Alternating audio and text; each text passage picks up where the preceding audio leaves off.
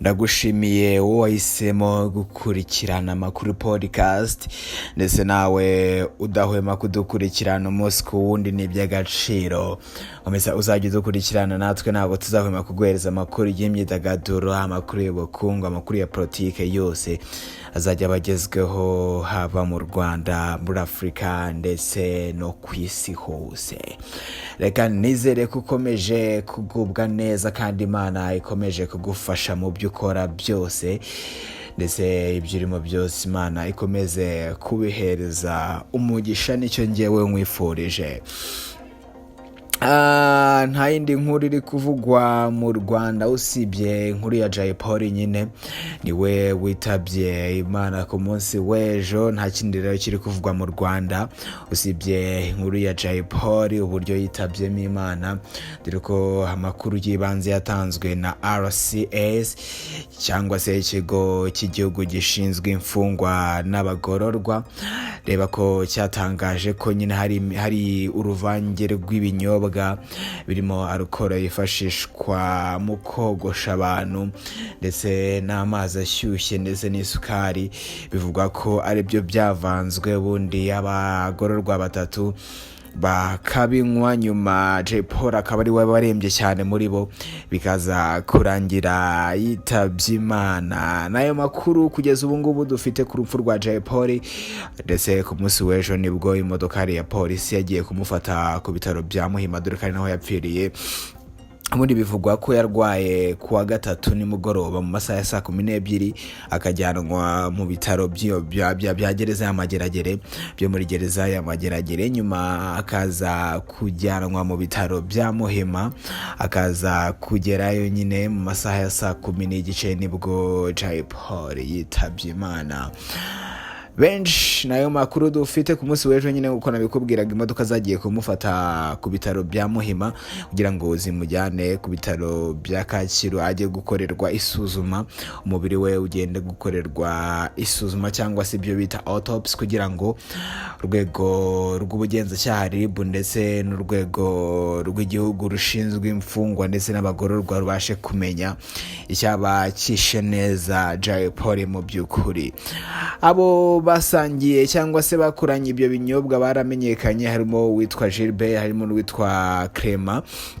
Gusa bo ntabwo bigeze batangaza uko bamerewe, gusa bo ntabwo bigeze bagira ikibazo gikomeye nk'icya Jay Polly, kuko Jay Polly byamuviriyemo n'urupfu. Kugeza ubu ngubu rero nayo makuru ahari ajyanye n'urupfu rwa Jay Polly. Gusa abafana baracyababaye cyane, abahanzi baracyababaye cyane, ndetse n'umuntu wese ukunda umuziki nyarwanda muri rusange aracyababajwe n'urupfu rwa Jay Polly, dore ko yagiye akiri muto, yagiye akiri umugabo w'igikwerere ku myaka 33 gusa.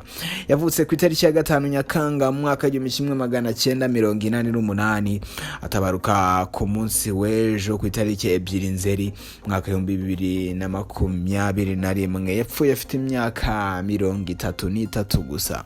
Urumva ko yari afite byinshi byo gukora ku isi, apfuye akiri muto cyane. Imyaka 33 yari afite byinshi yagombaga kugeza ku banyarwanda. Yakunzwe ari umuhanzi ndetse n'abantu babanye nawe mu buzima bwe bwa hafi no mu buzima bwo hanze y'ubuhanzi. Ibiganiro byose biri gukorwa ku ma YouTube biravuga ko Jay Polly no hanze y'ubuhanzi yari umuntu mwiza cyane. Twahera nko ku mukobwa witwa Aline. Mu kiganiro yakoranye na Yago TV show ku munsi w'ejo, Aline yatangaje ko Jay Polly bakoranye mu bintu byo kugenda bamamaza mu ntara zigize igihugu cy'u Rwanda. Ariko Jay Polly ni umuntu wahoranaga amabrag menshi cyane, ni umuntu wahoraga yisekereza abantu ndetse akagira n'umutima wo gufasha cyane.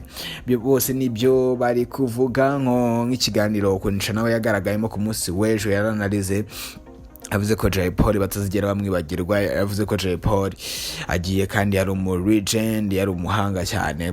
Gusa no mu buzima busanzwe Jay Polly yabanaga neza cyane. Bose bagiye batanga amakuru ameze gutyo, bamushimira ibyo yakoreye mu muziki nyarwanda. By'umwihariko nka Riderman yatangaje ko Jay Polly yakoze ibishoboka byose ku bw'uyu muziki.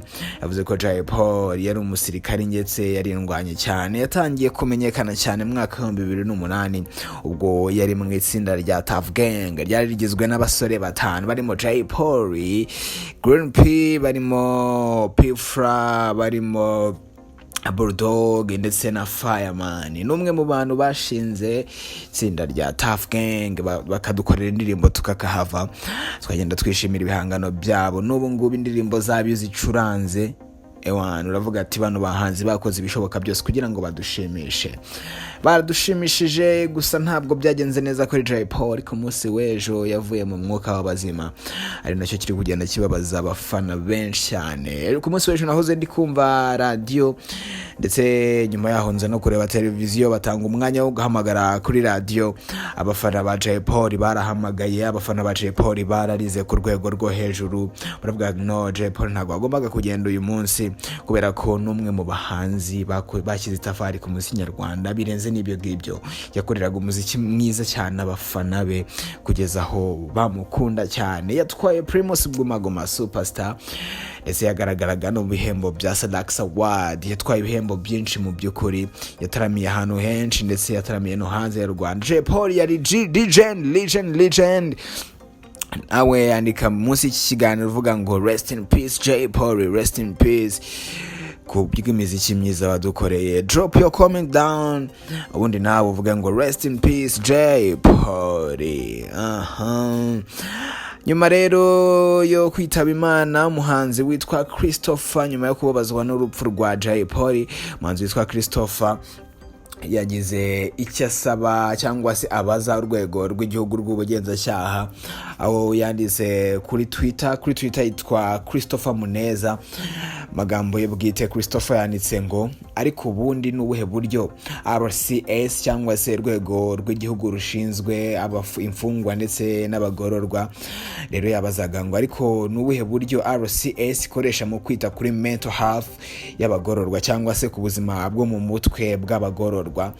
Ahita yandika ngo please tag people in charge, asaba abari abamukurikira kuri Twitter gutaginga cyangwa se kumenyesha abantu babireba kugira ngo babwire Christopher uburyo bakoresha bita ku buzima bwo mu mutwe bw'abagororwa. Ni ikibazo cya Christopher, biracyababaje cyane bya Bulldog. Kuri ubu ngubu hatangiye no gukusanywa inkunga kugira ngo gushyingura Jay Polly bizagende neza. Hatangiye rero gukusanya amafaranga azifashishwa mu muhango wo gushyingura cyangwa se guherekeza Jay Polly. Kuri ubu ngubu hamaze gukusanywa amafaranga angana na 1 miliyoni y'amafaranga y'u Rwanda muri 7 miliyoni zikenewe y'amafaranga y'u Rwanda kugira ngo Jay Polly bashyigikira umuryango we ndetse babafashe kubona uburyo bazamuherekeza, ndetse umuhango wo kumushyingura ukazagenda neza. Ntabwo haratangazwa igihe Jay Polly azaherekerezwa cyangwa se azashyingurwa, gusa ni mu minsi mike iri imbere. Bari gukoresha uburyo bwa GoFund ndetse na Save Plus ndetse na Mobile Money. Ibyo bikorwa byose byatangijwe na mukuru wa Jay Polly utuye Kimironko witwa Yabijemo, asanzwe ari umunyamakuru wo kuri RBA. Niwe watangije icyo gikorwa cyo gukusanya inkunga yo guherekeza Jay Polly, Legend Jay Polly. Ngaye nguko rero abantu batangiye kugenda batanga amafaranga, hamaze gukusanywa 1 miliyoni y'amafaranga y'u Rwanda. Ibindi naho ubutaha tuzagenda tubamenyera uko bizagenda bimera, ndetse n'igihe Jay Polly azashyingurirwa ndetse n'igihe azasezererwaho. Ngaye nguko rero ibya Jay Polly, Legend has passed away, Legend has gone. Drop your comment down, ndetse wandike ngo RIP cyangwa se rest in peace Jay Polly. Yadukoreye imiziki myinshi cyane, ntabwo twabitindaho. Yadukoreye indirimbo nyinshi cyane zirimo Akanyarira Jisho, zirimo Defade, zirimo mu mutashyi yafatanyije na Dream Boys. Ni nyinshi cyane twagiye tubyina. Rero nawe niba unafite gahunda yo kumufasha, reba shaka uburyo wamufasha, cyangwa se urebe nimero za Yabijemo niwe wacishijwe amafaranga kuri mobile money, nawe ugira uko ubigenza ufashe Jay Polly.